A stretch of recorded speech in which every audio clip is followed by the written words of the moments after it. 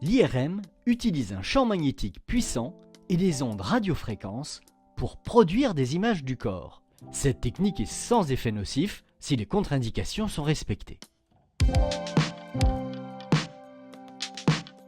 Avant d'être installé en cabine, il vous est demandé de lire une note d'information qui vous explique le déroulement de l'examen et permet d'obtenir votre accord pour sa réalisation. L'ordonnance vous sera également demandée.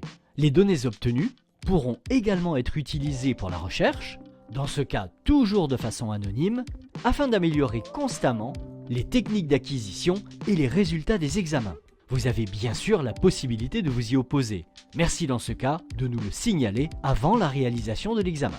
Si vous avez déjà passé une IRM ou un scanner dans un autre centre et que vous avez les images avec vous, merci de le préciser au manipulateur radio pour qu'il ou elle les transmette au médecin radiologue. Il est en effet souvent utile de comparer les images récentes à d'autres plus anciennes. En raison de l'utilisation d'un champ magnétique intense, il existe des contre-indications à passer un examen IRM. Ces contre-indications sont liées à la présence de matériel métallique non compatible IRM dans le corps.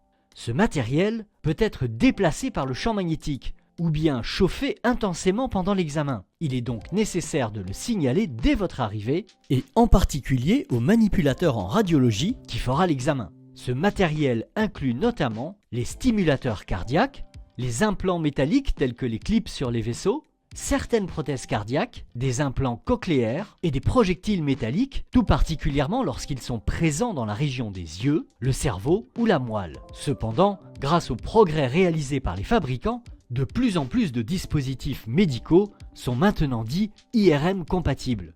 Il reste impératif de les signaler dès la prise du rendez-vous, car des précautions peuvent être nécessaires avant de réaliser l'examen. Les caractéristiques précises du matériel sont à communiquer à l'équipe de radiologie. L'examen IRM peut être réalisé pendant la grossesse.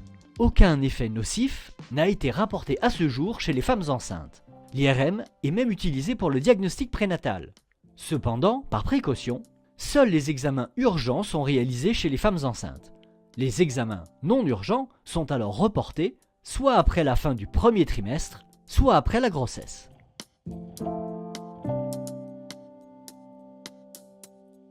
Un produit de contraste peut être injecté pendant l'examen sur décision du médecin radiologue. Il est dans l'immense majorité des cas très bien supporté. Parfois, il peut entraîner des réactions désagréables, comme une rougeur au point d'injection ou des nausées passagères. Exceptionnellement, des réactions plus sévères allant jusqu'au choc anaphylactique. Il est impératif de signaler tout antécédent d'allergie à un produit de contraste. Aucun effet secondaire grave n'a été rapporté à ce jour chez les enfants exposés au gadolinium durant la grossesse. Et le médecin pourra donc décider de réaliser l'injection si elle apporte un bénéfice important pour votre prise en charge. À l'arrivée dans le service, l'agent d'accueil enregistrera votre venue et préviendra l'équipe IRM. Le ou la manipulatrice en radiologie viendra vous chercher pour réaliser l'examen IRM. L'examen peut parfois être retardé si un autre patient nécessitait un examen en extrême urgence. Lors de votre installation en cabine, le ou la manipulatrice en radiologie s'assure que vous n'avez pas envie d'aller aux toilettes et que vous n'avez pas de contre-indication à passer cet examen. Une fois tous ces points vérifiés, et votre accord obtenu, il vous est demandé d'ôter tous les objets métalliques que vous auriez sur vous et tout ce qui pourrait être démagnétisé par l'IRM. Pendant l'examen, il vous faudra rester parfaitement immobile. Si vous bougez pendant une séquence, les images sont floues et une nouvelle acquisition pourra être nécessaire qui allongera d'autant la durée de l'examen. La durée de l'examen est variable, en moyenne autour de 20 à 30 minutes, parfois plus longue. L'IRM est un examen très bruyant. Il vous faudra donc utiliser des bouchons d'oreille ou un casque anti-bruit, ou les deux. Les bouchons et les casques sont fournis par le service de radiologie. Des périodes de silence et de bruit alterneront.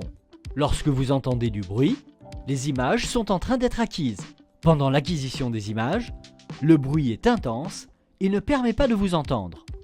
Vous pourrez communiquer à tout moment avec l'équipe de radiologie qui vous surveille en permanence. Une poire d'appel vous sera donnée pour signaler tout événement indésirable. Si vous êtes claustrophobe, il faudra le signaler au médecin qui prescrit l'examen pour qu'il ou elle puisse éventuellement vous prescrire un calmant. Ce médicament ne sera pas fourni par le service de radiologie. Les appareils IRM sont actuellement bien plus conviviaux que les premiers modèles. Le tunnel de l'IRM est large et l'examen peut le plus souvent être réalisé chez des patients claustrophobes, même sans prémédication.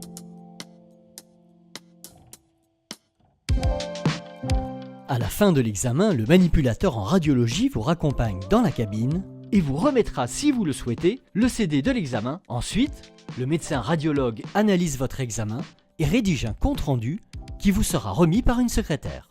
Vous pouvez demander à voir le médecin radiologue pour un premier avis sur votre examen. Si vous êtes hospitalisé en consultant de l'hôpital, les radiographies et le compte-rendu seront disponibles directement dans votre dossier médical et dans un deuxième temps pour les patients adultes dans l'espace patient sur le site www.mon.aphp.fr. N'oubliez pas de montrer ce dossier à votre médecin lors de votre prochaine consultation.